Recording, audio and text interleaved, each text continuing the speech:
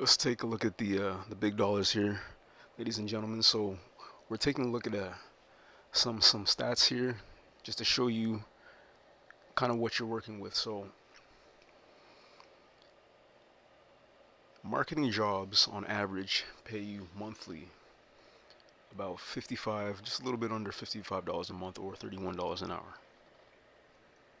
Okay, I want you to kind of let that simmer a little bit and see what things you can come up with how that could drastically change your situation, no matter what it is. Now, there are going to be some people who they specifically can't live on 5,000 a month, but for those of us who see that as an opportunity to live greater lives or to be able to change our circumstances, this is one of the gems that need to be handed out there.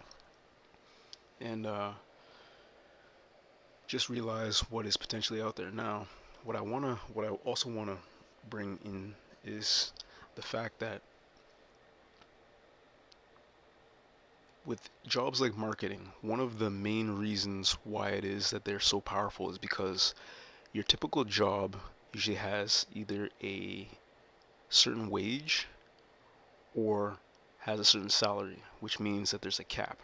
Basically, what is meant by having a cap is that there's only so much that you are expected to be able to make. There's no more than that certain amount that you're able to make. So if, say for example, you have a job that pays you $15 an hour, well, no matter what, when you look at it, is $15 an hour by itself is going to have a certain cap on it.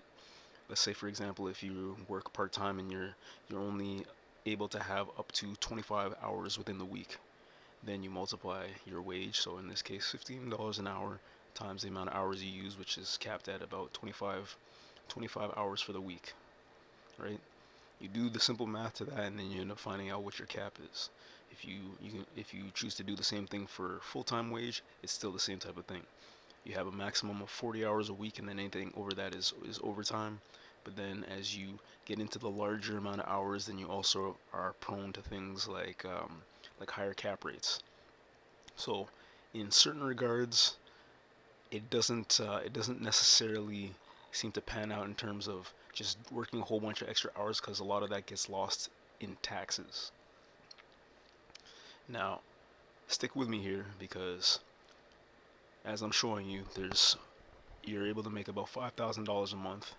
And as I said, when you get into the larger amounts of money, you also get into a higher tax bracket, which can cause all types of other difficulties. But there's a way around this, ladies and gentlemen. There's a way around this.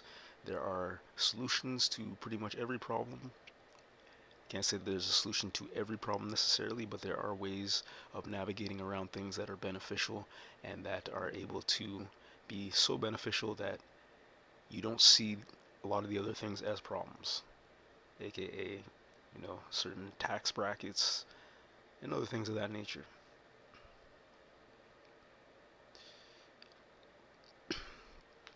So this stat is just coming as of September 5th of 2023, saying that the average monthly pay for marketing in the United States is about $5,432 a month, and this is coming from ZipRecruiter.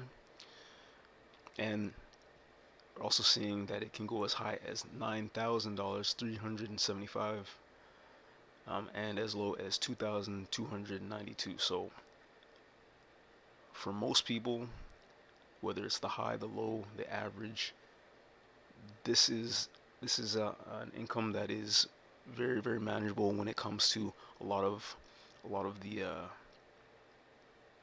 the ways that people decide to live their life. If you're looking to get your first home, if you're looking to be able to afford a vehicle, things of that nature, this is the type of money that typically is going to be able to at least be able to get you these things that you're looking for, so that you're able to pay your mortgage, so you're able to pay your car note, things of that nature. So that's just one thing I wanted to get you guys to take a look at.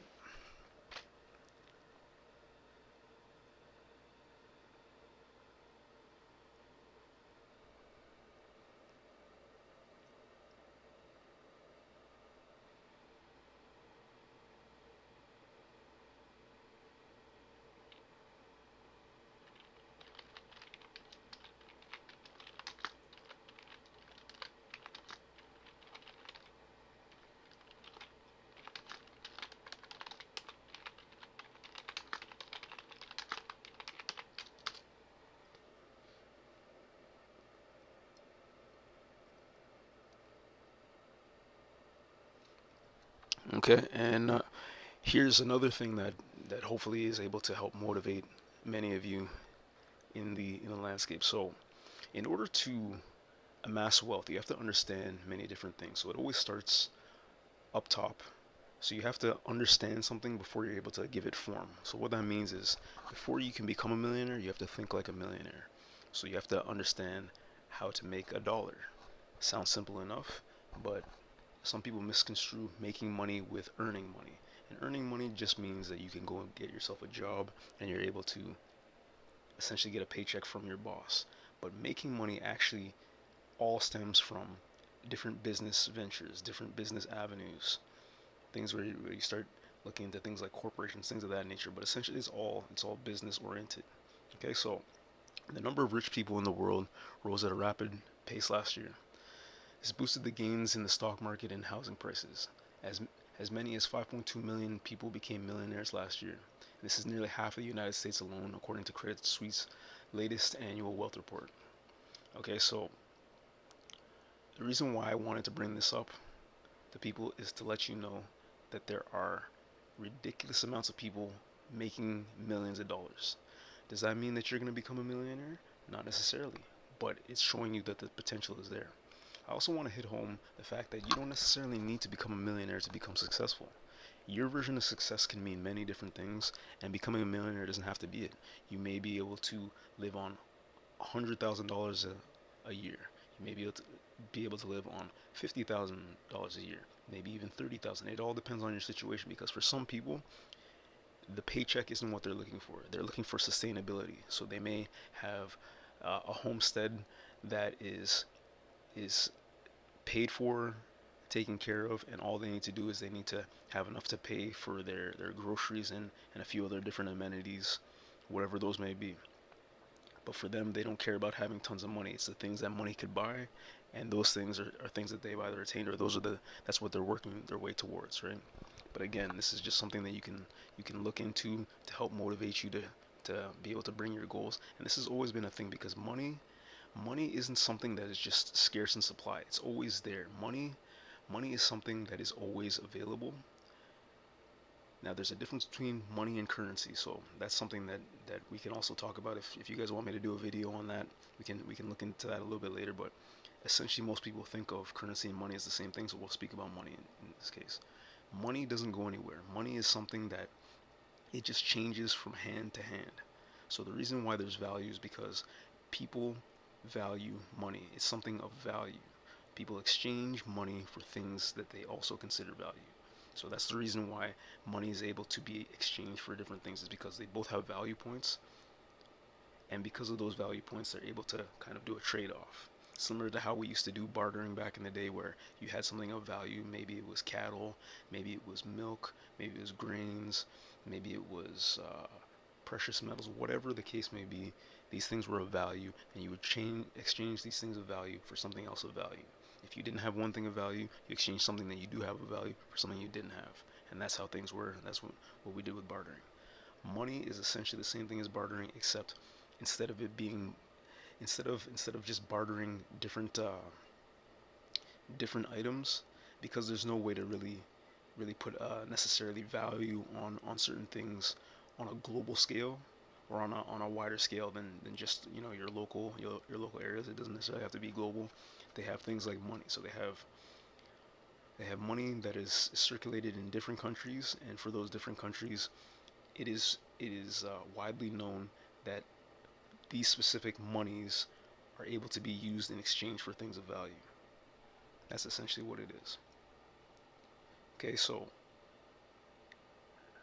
what I want to really hit home for you guys is I want you to understand that you're already rich. The fact that you're seeing this here, you're able to understand it, you're able to listen to it, and it helps you to make sense of what money is, you're already rich. Rich is really just a mind state, it's a way of thinking. And once you understand that, then you can take steps to formulating it in a more physical sense, or a stance of substance.